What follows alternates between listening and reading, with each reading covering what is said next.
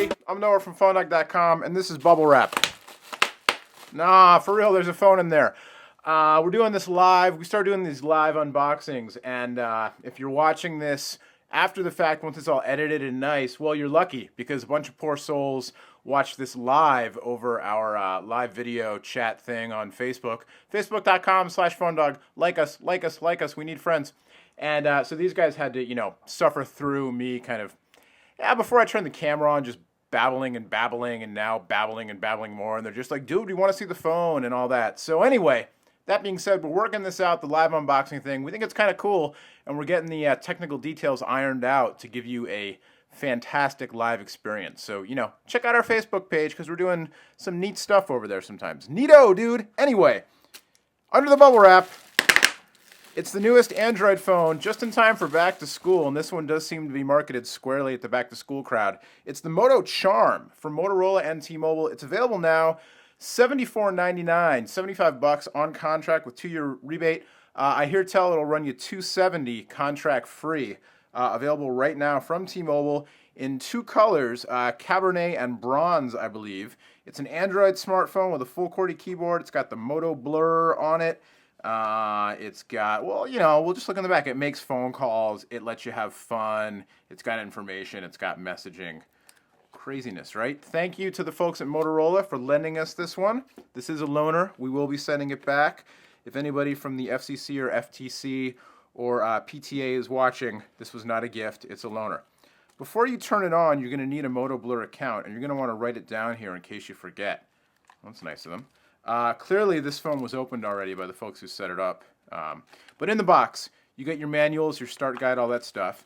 You get the all-important before you turn it on thingy. You get an empty bag. I assume the battery was in here. You get a bonus extra capacity battery in the box. The good old BT7X for days when you need extra power. See, you guys get this. I get this. Coffee. Thanks to my parents for getting me this coffee mug a long time ago. If I'm thanking Motorola, I should thank my parents, right? Get that out of the way. Also in the box, you get a 3.5mm stereo headset with an inline microphone. And you also get a USB cable. Looks like it's micro USB to USB. And you get an AC adapter. And the chat room, somebody just said this phone should only be available under their Kid Connect plans. This phone is like for 8-year-old childs. Your mother is in the box. My mother is not in the box. That's not funny. So here's the extended life battery. It's 1420 milliamp hour. Now they have 2 ratings on here, typical and minimum. So whatever. It's about 1400 milliamp hours. And then you get an extra back panel. I assume this is for the extended battery. So if you have an extended battery, you need an extended back panel. We'll turn this on. Do I need to install the extended life battery right now? Is there no battery in here? Turn it on. Turn it on again. Anybody know that song? Oh, here we go. It is coming on. Okay, so while it's loading up, we'll take a quick tour around the phone. It's a 2.8-inch QVGA display, 320 by 240. You've got Android, obviously, with Moto Blur. You've got the 3 capacitive touch buttons on the front, full QWERTY keyboard. On the top, there's your power lock switch, 3.5mm headphone jack, lanyard port, Aaron Baker. On the other side, micro USB port, rocker switch. And then on the back, you've got your camera. It is a 3-megapixel camera with fixed focus, digital zoom, and Kodak Perfect Touch. I don't even know what that is. But I'm going to read to you off the spec sheet. Charm features a 3-megapixel camera with Kodak Perfect Touch technology for better, brighter pictures, as well as one-touch social media uploads to Facebook, MySpace, Bokassa, and Photo Bucket. So there you go. And then it's got Backtrack, which is the sort of like the I didn't want to send a... There you go. So this is like the trackpad thing that was featured on the backflip for AT&T, which I thought was kind of cool, but it was met with pretty not so good reviews. Anybody in the chat room, what do you guys think of Backtrack? That's stupid. Send the phone back note. Jeez, man, it's tough doing this live unboxing with the live crowd. You guys are tough. Anyway, so it's kind of like a little touchscreen on the back. We'll see how that looks. So we'll go to Moto Blur. We'll hit start. We will use an existing account. Now, can I backtrack? Is this working? No, backtrack's not working now. So I'm just using the regular touchscreen. It is a touchscreen. I'm going to log in off camera. Taking a quick look at the phone. You know, the size and shape, very interesting. Definitely more squared off. I'm trying to see what other phones I have. I got the Vibrant right here. So here's the Vibrant, and obviously the Vibrant, you know, much bigger screen, but it's a narrower phone. The Charm here is definitely, you know, kind of wide. I typed my password in wrong. I think we're finally logging in here. I'm on Edge right now, so it's kind of slow.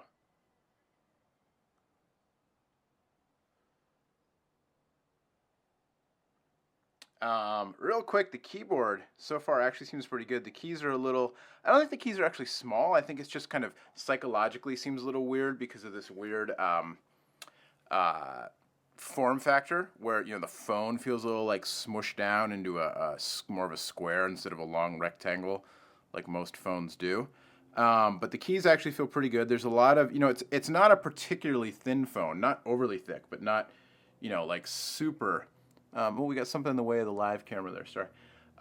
You know, not super thin. So that actually gives a lot of room for the keys to travel when you're typing, which is a good thing. And then the keys are domed, and so you get that you know, that separation between the different buttons, which I personally find makes for, you know, a much better typing experience. So that's good. Otherwise, haven't been able to do much with it because we're still waiting for the Moto Blur to log in here. Waiting. All right, location consent, yes. Agree. Setup is complete. Importing contacts. Terrific. You can see I'm bopping back and forth between 3G and Edge. That's because of where I am. It's notoriously bad. Instructional video. Sure, let's do the video and then... quick tips to get the most out of your new phone. You just set up some of your favorite accounts, but remember you can edit and add accounts at any time. Just open the Apps menu, tap Accounts, and select the account to add or change. You have 7 home screens that you can personalize however you like. To see them, just swipe left and right. From your home screens, open the phone dialer or access your contacts. To get to all your apps, just tap the Apps menu. Press back to Yep, close. okay, great. Thank you. Appreciate that. Get a message, email, or alert, you see it in the notification Can I bar. stop this, please? Tap it and slide down to view your Can I notifications. stop the video? Thank you. All right, so here's Moto Blur. I don't like the design of these widgets. They're on the Verizon phones also, and I'm not a big fan of the design of those widgets, but whatever. But so you've got the 7 home screens. Kind of interesting on this small little display, little QVG display. Seems, you know, the touchscreen seems responsive enough. Welcome to contacts. Go back. There are your apps, Amazon MP3, camcorder, happenings, navigation. So that's pretty good, you know, for a $75 phone, little tiny phone with the Google Nav built in. You know, you get a lot more these days than you used to. We'll fire up the camera real quick one time and then get out of here. Because again, my apologies to Sydney and to all of Sydney's fans who are like, get this guy out of here. I want to see Sydney. And I understand. I don't blame you. She is nicer to be around than I am. That's for sure. So all this stuff is loading up. We'll take you real quick to PhoneDog, see how it looks. There's the T-Mobile. I don't know, what do they call it again? The T-Mobile portal? I don't even remember. I can't remember anything. I'm getting all flustered. But the T-Mobile portal that loads up. So PhoneDog's loading up. We're not on Wi-Fi right now. The phone does have Wi-Fi. I'm just not connected. And it's syncing everything in the background, so this could take a long time. But, and I don't know if this is a multi-touch display, but the T-Mobile portal, yeah, it is. Okay, well, there you go. Is it? Or is that just double-clicking? No, I think that was actually, yep, multi-touch enabled. Crazy that a tiny little, you know, kind of low-end phone now, little messaging phone, has a multi-touch display with a full HTML browser. The, you know, Android, pretty nuts. A very interesting little device. I think maybe, you know, if she's interested, we should send this one to Sydney because she's our messaging phone queen, and I'd I'd love to get her take on the keyboard and the little form factor and everything, especially in light of her recent article. You don't need a smartphone. Messaging phone will do fine. This is kind of like a crossbreed. It's like a messaging phone that is a smartphone, but it's priced like a messaging phone. It looks like a messaging phone. It acts like a smartphone. I don't know, man. Very interesting. And then, oh yeah, I forgot about the backtrack thing here. So let's go back to the home screen. And, well, I'm trying to use the backtrack, but does it have to be turned on? I don't know. I'm doing the little backtrack thing in the background and nothing's happening. And I would like to know if there's a setting for that, and then I promise I'll get out of here. I promise.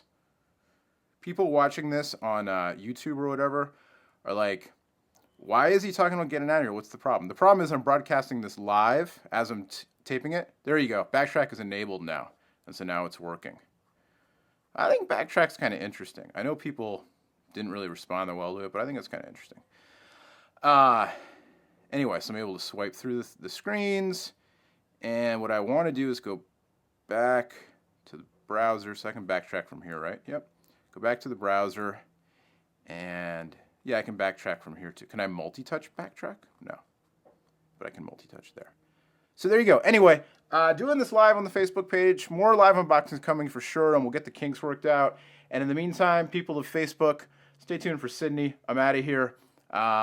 People watching this elsewhere, it's the Moto Charm for T-Mobile. Just out. It's an Android 2.1 smartphone with Moto Blur on it.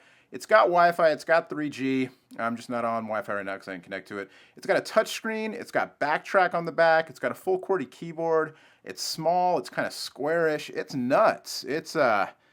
I'm a sucker for these little phones that just are packed full of features, and this one sure is. It's available on T-Mobile right now, $75 on a 2-year contract after rebate. $270, I believe, is the off-contract price.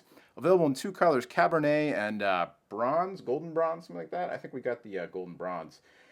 And so there you go. Much, much more on all the new phones. Man, there just seem to be more and more of them. And all our back-to-school coverage. See right there? PhoneDog's Back to School 2010. It's a nice little banner that John Q did. Thanks, John, on PhoneDog.com. Till next time, my name's Noah. Thanks for watching. If you're on Facebook, stay tuned for Sydney. Bye-bye.